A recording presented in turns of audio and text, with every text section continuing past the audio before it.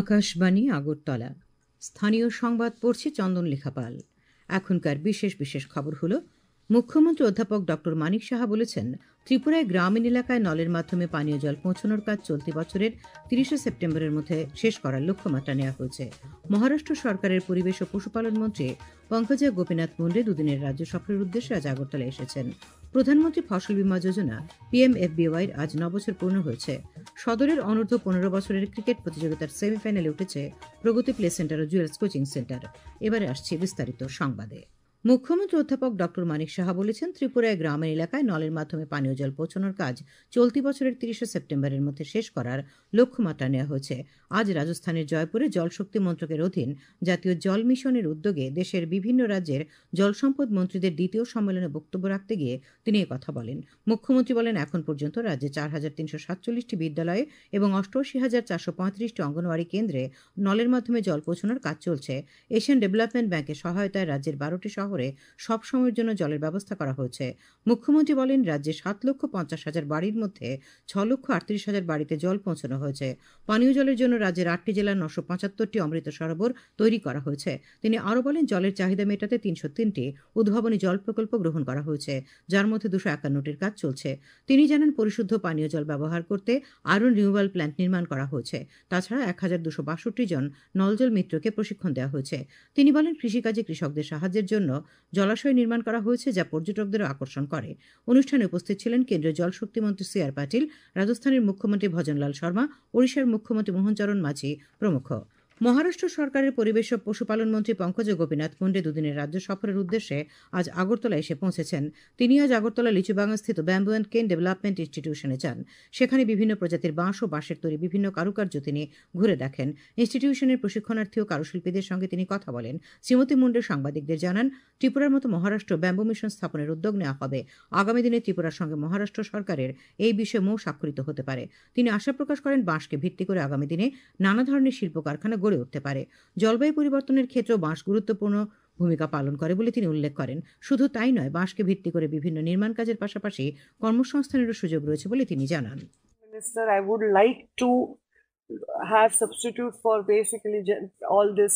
We are in trying to increase jungle. We are trying to have green zones and save basically nature. All these things, if we can substitute that, it will give employment to the rural India farmers, and allied business will give further employment to the area where we are going to plant this. Let's hope for the best if it is done. Shrimati মুন্ডে আজ আগরতলায় বাঁশ সম্পর্কিত বিষয় নিয়ে রাজ্য সরকারের পদস্থ আধিকারিকদের সঙ্গে আলোচনা করেন। উপস্থিত ছিলেন মহারাষ্ট্র সরকারের পরিবেশ দপ্তরের প্রধান সচিব বিনীতা সিঙ্গল, রাজ্য সরকারের ব্যাম্বু মিশনের সিইও চৈতন্য মূর্তি, অধিকর্তা মোহাম্মদ সাজাদ প্রমুখ। সাংসদ বিপ্লব কুমার দেবের পৌরোহিত্যে আজ আগরতলায় রাজ্য অতিথিশালায় পশ্চিম ত্রিপুরা জেলা ভিত্তিক দিশা কমিটির পর্যালোচনা বৈঠক হয়। তিনি বলেন, কেন্দ্রীয় সরকারের বিভিন্ন প্রকল্প এবং পরিকল্পনা রাজ্য সরকার বাস্তবায়িত করে। এই পরিকল্পনাগুলিকে সঠিকভাবে জনগণের কাছে পৌঁছে দিতেই প্রতি ৩ মাস অন্তর অন্তর দিশার বৈঠক হয়।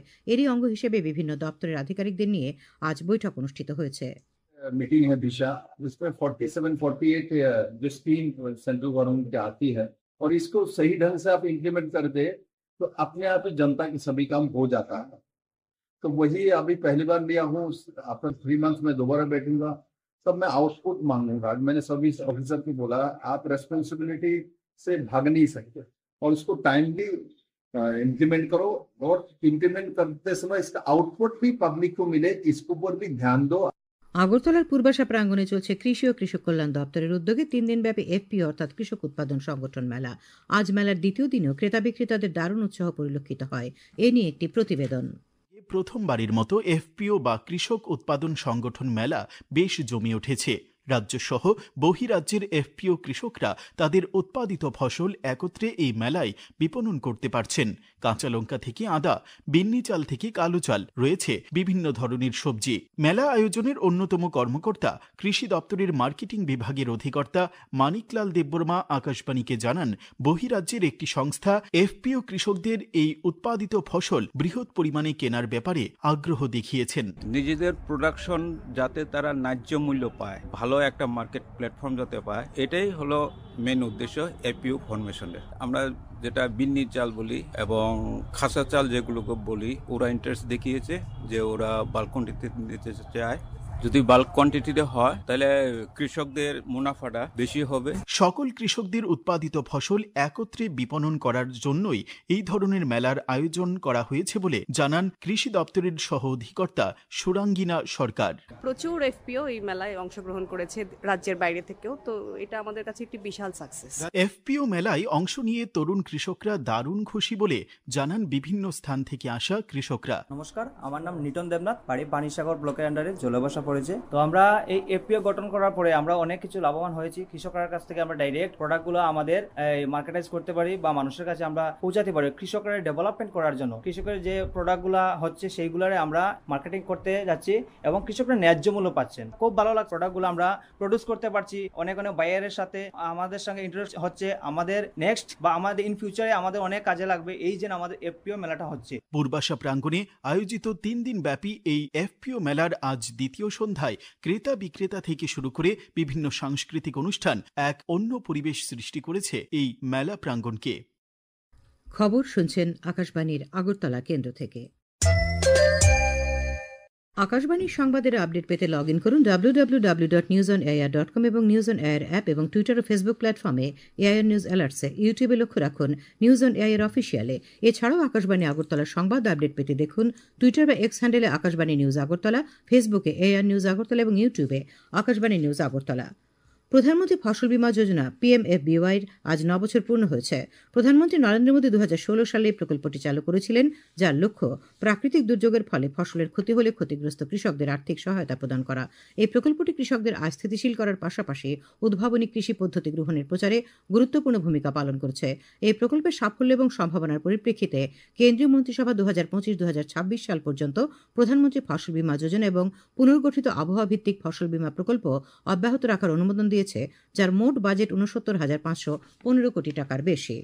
প্রধানমন্ত্রী নরেন্দ্র মোদী আগামী 23 ফেব্রুয়ারি রবিবার সকাল 11টায় আকাশবাণীর মন কি বাত অনুষ্ঠানে দেশ বিদেশের জনগণের সঙ্গে মত বিনিময় করবেন।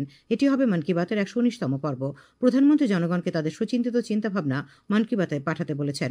মাইগভ ওপেন ফোরামে এবং নমো অ্যাপে জনগণ মতামত পাঠাতে পারবেন। তাছাড়াও টোল ফ্রি নম্বর 1800117800 নম্বরে কল করে হিন্দি বা ইংরেজিতে মতামত রেকর্ড করানো যাবে। তাছাড়া 1922 নম্বরে মিস কল দিয়ে যে লিঙ্ক পাওয়া যাবে তাতেও SMS করা যাবে। ইউপিএসসি, আইআইটি, জেইই, সিবিএসই এবং আইসিএসই পরীক্ষার শীর্ষ স্থানাধিকারীরা আজ পরীক্ষা পে চর্চা 2025-এর অষ্টম এবং শেষ পর্বে তাদের সাফল্যের কাহিনী তুলে ধরেন। তারা বলেন যে পরীক্ষার সময় সমস্ত তথ্য স্মৃতিতে ধরে রাখা সম্ভব নয়, তাই পরীক্ষায় প্রায়শই জিজ্ঞাসিত নির্দিষ্ট বিষয়গুলিতে শিক্ষার্থীদের মনোনিবেশ করতে হবে। তারা শিক্ষার্থীদের পূর্ববর্তী বছরের প্রশ্নপত্রগুলি সমাধান করার কথা বলেন। 2022-23 সালের সিবিএস শীর্ষস্থানীয় রাধিকা সিংহল বলেন যে পাঠ্যক্রম বহির্ভূত কার্যকলাপও গুরুত্বপূর্ণ, কারণ এটি আত্মবিশ্বাস তৈরি করে। ড্রোন টেকনোলজির মাধ্যমে আগরতলা পুর নিগম এলাকায় ভূমি জরিপের কাজ শুরু হয়েছে। পুর নিগমের কনফারেন্স হলে আয়োজিত অনুষ্ঠানে উপাধ্যক্ষ রামপ্রসাদ পাল আজ এই কর্মসূচির সূচনা করেন। উপস্থিত ছিলেন মেয়র দীপক মজুমদার, বিধায়িকা মীনা রানী সরকার, পুর কমিশনার শৈলেশ কুমার যাদব প্রমুখ।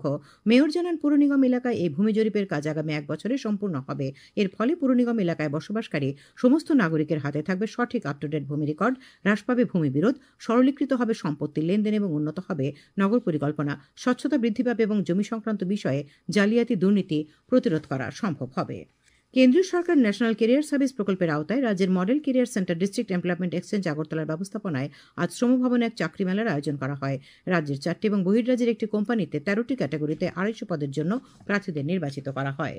খেলার খবর। ত্রিপুরা ক্রিকেট অ্যাসোসিয়েশন পরিচালিত সদরের অনূর্ধ্ব 15 বছরের ক্রিকেট প্রতিযোগিতার সেমিফাইনালে উঠেছে প্রগতি প্লে সেন্টার ও জুয়েলস কোচিং সেন্টার। আজ আসরের শেষ 2টি কোয়ার্টার ফাইনাল অনুষ্ঠিত হয়। এতে নরসিংগড়ের পঞ্চায়েত মাঠে প্রগতি প্লে সেন্টার 111 রানে জিবি কোচিং সেন্টারকে এবং আম্বেদকর মাঠে জুয়েলস কোচিং সেন্টার 7 রানে এগিয়ে চলে শঙ্খকে হারিয়ে দেয়। শেষ করার আগে খবরের বিশেষ বিশেষ অংশগুলি আর একবার। মুখ্যমন্ত্রী অধ্যাপক ডক্টর মানিক সাহা বলেছেন, ত্রিপুরায় গ্রামীণ এলাকায় নলের মাধ্যমে পানীয় জল পৌঁছানোর কাজ চলতি বছরের 30 সেপ্টেম্বরের মধ্যে শেষ করার লক্ষ্যমাত্রা নেওয়া হয়েছে। মহারাষ্ট্র সরকারের পরিবেশ ও পশুপালন মন্ত্রী পঙ্কজা গোপীনাথ মুন্ডে দুদিনের রাজ্য সফরের উদ্দেশ্যে আজ আগরতলায় এসেছেন। প্রধানমন্ত্রী ফসল বীমা যোজনার আজ 9 বছর পূর্ণ হয়েছে। সদরের অনূর্ধ্ব 15 বছরের ক্রিকেট প্রতিযোগিতার সেমিফাইনালে উঠেছে প্রগতি প্লে সেন্টার ও জুয়েলস কোচিং সেন্টার। স্থানীয় সংবাদ আজকের মতো এখানেই শেষ হলো।